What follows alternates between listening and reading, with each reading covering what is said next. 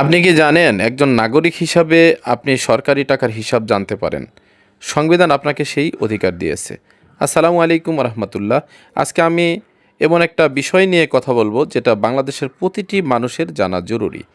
আমরা প্রায়ই বলি দেশে দুর্নীতি হচ্ছে, রাস্তার কাজ ঠিকমতো হচ্ছে না, স্কুলে উন্নয়নের টাকা আসে কিন্তু কাজ হয় না, হাসপাতালে ওষুধ নাই, কিন্তু আমরা কখনো জানতে চাই না আসলে টাকাটা কোথায় গেল।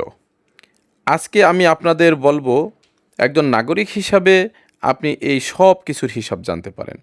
এটা কোনো রাজনৈতিক কথা না, এটা সংবিধানের কথা। বাংলাদেশের সংবিধানের ৩৯ নম্বর ধারা বলছে একজন নাগরিকের তথ্য জানার অধিকার আছে। এছাড়া তথ্য অধিকার আইন ২০০৯ স্পষ্টভাবে বলেছে সরকারি অফিস থেকে যে কোনো সচেতন নাগরিক তথ্য জানতে চাইতে পারে। এখন আমি খুব স্পষ্টভাবে আপনাদেরকে উদাহরণ দিয়ে বলবো আপনি কোন কোন জায়গার তথ্য চাইতে পারেন।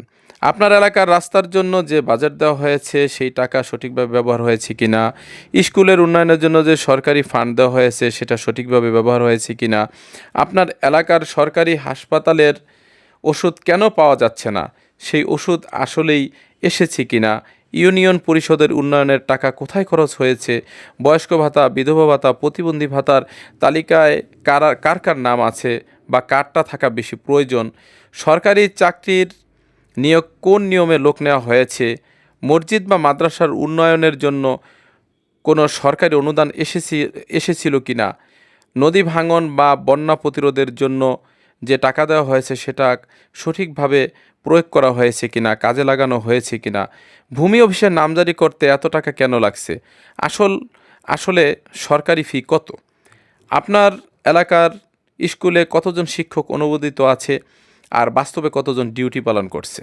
বিদ্যুৎ লাইনের কাজের জন্য যে প্রকল্প হয়েছে সেই প্রকল্পের টাকা কত ছিল এবং কত টাকা কোন খাতে কিভাবে খরচ করা হলো, কোনো সরকারি অফিসে ঘুষ নেওয়া হচ্ছে কিনা, যদি নিয়ে থাকে তাহলে সে ব্যাপারেও আপনি ইচ্ছে করলে জানতে চাইতে পারেন।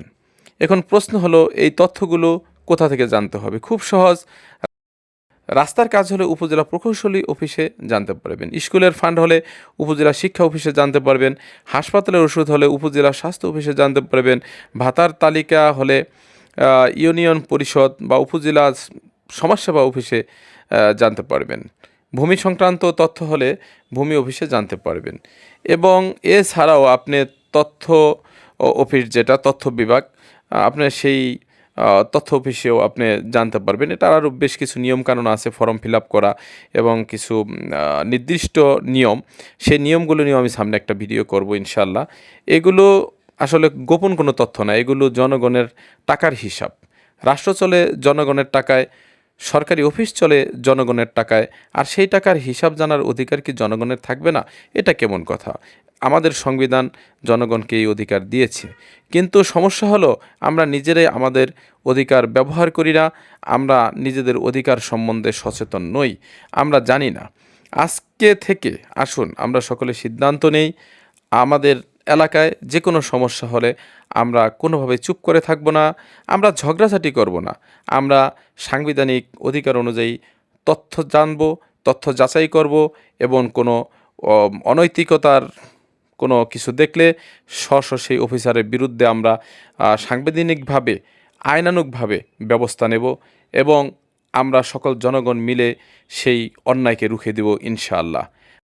কারণ তথ্যই সবচেয়ে বড় শক্তি। আজকের এই ভিডিওর উদ্দেশ্য একটাই, মানুষ যেন নিজের অধিকারটা বুঝে। আপনি যদি চান আমি পরের ভিডিওতে দেখাই কিভাবে তথ্য চাইতে হয়, কাকে আবেদন করতে হয়, কোথায় দিতে হয়, কিভাবে ফর্ম পূরণ করতে হয়, তাহলে কমেন্ট করে জানান, আমি পরের ভিডিওতে এগুলি জানাবো। আপনার যদি এই ভিডিওটি ভালো লাগে আপনি শেয়ার করে অন্যকে দেখার সুযোগ করে দিন এবং আমাকে লাইক দিয়ে অনুপ্রাণিত করুন। আসসালামু আলাইকুম রহমতুল্লাহি ওয়া বারাকাতুহু।